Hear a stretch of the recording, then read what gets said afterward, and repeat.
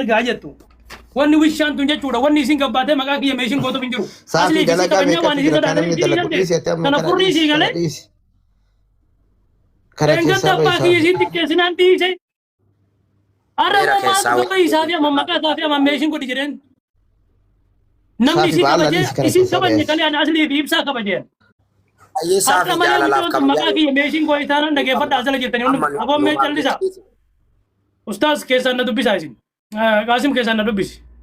Hundumti kee dhagahi qaa'atillee yoo maakiin har'a malee maqaa kiyya meeshin gootee har'a malee ka su'uudii kana jiraatu ka saafii jedhamu san ka garaa guddaa jazbaa wasaka barma hubboonaan jettee bar intalti tun jechuu sii galee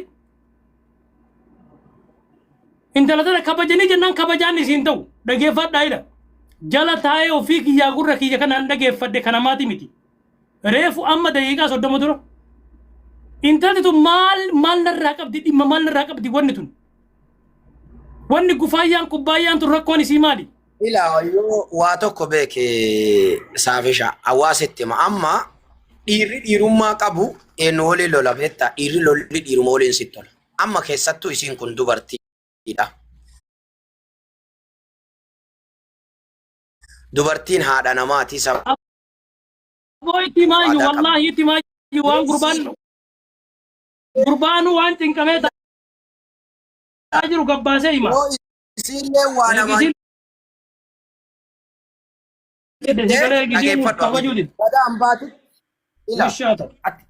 Ati yoo nami waa sitti haasa'u maa haasofta qoy. Hayyaa haasa'ii fixadhu hanga booda sirra haasa'a. Haasa'ii fixadhu yoo ati fixatti haasa'an.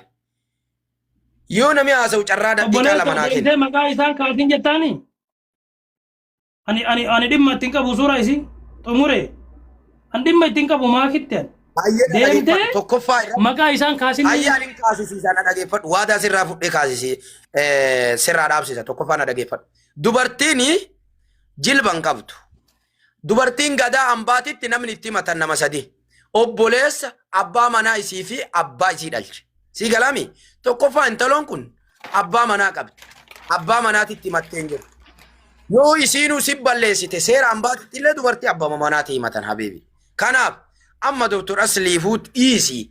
An Dr. Asliitti mee saafii nama kuma takka irratti suuraa isii baafate. Ana doktoratti himee dhaabsise jedhee an doktora itti bilbileenatu sirraa dhaabsisa. Dhaabi maaliif ennaan? Balaan doktoruma sanittu aara qabaa ila kalee anaan dhiisi jedhe isin maqaa isaan kaasin hin xiqqeessin maan jeeniin. Amma bannaate mucayyoo kun kaleessa dhiisii naan jedhee dhiise.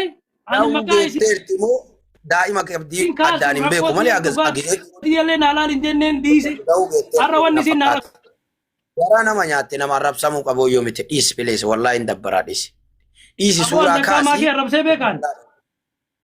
Bakka dhiisi garaa Saafii maakii jechuun maali wallaahi maakii nama rakkata uumoo nama hiyyeessa osseenee mana isii seenee maakii jechuun nama gabaree waliin bu'aa oolu bar nama qonnaan bulaan tokko baadiyaa keessatti isaa qotatu yoo argite waliin booyaa yoo kan horsiin arra qabdiif taasisu akkasuma booyaa daalima hatamu tokko agarti nama hii jedhee waliin bu'aa oolu bar maakiin habiibi maakii akkamitti raggatuun sitti laatu yoo isiinuu maqaa isaan kaasiniin jettanii moon jettanii narra dhoogitan moon irra dhoogitan hin jennaani maal waasii godhatan taa'e kun waasii gootaaf keessa teette ayyaa nagaggara galchaa irratti kana booda deddeebi nama dhagahi kaati moonyinnaa waraqati yaasee nagara ilaqqam jetti amaar nama dhagahi waa nama dhagahi barsi dhaga'u jirra obboleesso deemiitii isii bira dhaqi maqaa isaan kaasin jee illaa bira jirti intalli tun deem buy gan deem buy namni isinitti dhiisee jennaa jira hunda sukkaa irraa kana deem jedhin wisha deem itti midura ka isiin na arrabsaa jirtu calliftee na laaltaa hay Dr. Asliif isii kabajee bar sheer godha aslitti jechuudha amma narraa haa dhogu hin dhogu ilmootii yoo jedhe maqaa kiyya mee haa kaaftu si galee ilmoon aslii yoom akka isii baalagee taatee gabbaatee nama arrabsiti ilmoon aslii yoom gabbaatee nama arrabsiti ilmoon aslii kabajaan jiraatti isii galee hay intala gartee zubaalaa keessaa fuunee nama isii goonee bultiitti ijaaran na xiqqeessaan narraa dhoogaa jennaan dhooguu diddan ka ana bichaan dhiisi jettan ka asliin kalee ana bichaan dhiisi jedhe ayyee dhiisi aslii jedhen maa gabbaatee na xiqqeessii deeqaa 30 dura na arrabsaa turte maa narraan dhoogin asliin sun maa narraan dhoogin kalee akkuma maqaa isiin kaasin naan jedhetti way mana isaa keessa teettee na arrabsina fakkaatee yusii jammar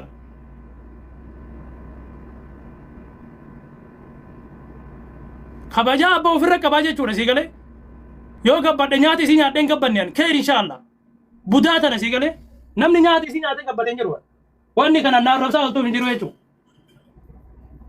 dhageettee arrab isiin na arrabsite baati reefu jala jirtaami boo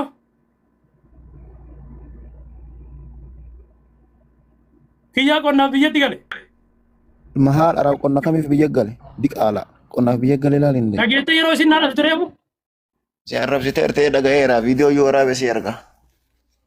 alhamdulillah na ergi viidiyoo san sila gurbaa hin talle maal natti qabdi boo'i maal na balleesse yoo ani itti balleesse naanaadha Dhageeffadhu tokkoffaa abbaa barbaadde onna ixee namni irraa si dhoogu mana miti nama ragati nama qajeelii ragati yoo ragatte namni akka malee sin kabaju afaanumaan bat no bara ko asli kana baru ko asli kana saalfadhe bar dhageeffadhu waan isi daadhe itti fakkaatti isin si galee asli isi waan isi daadhe itti fakkaatti yeroo asli galatti hudduu achi gatattee nama sarrafi ile dhageeffadhu sitti maan nama ragattu sitti maa saafi hawwa tokko si dhaama ragataa kana haga hudduu na dhukkubdu ragataa ture ragataa kana asli na uliyaatti hin bu'in nama jechuun si abaara yoo nama abaare nama jechuun aboo asli na uliyaa haa ta'u kaasliiti miti anaan ile isii tana fakkeenya tokko dhugaa jiru sitti immoo mujoon tun na xiqqeessaa arti ni argaami asliin anaan dhiisii naan jedhe Mana si xiqqeessaa jirti subhaanallah Ilaati qalbii anaan booftee dhiisii ati naan jedhe hayyee isii maanarraa dhooguu dadhabe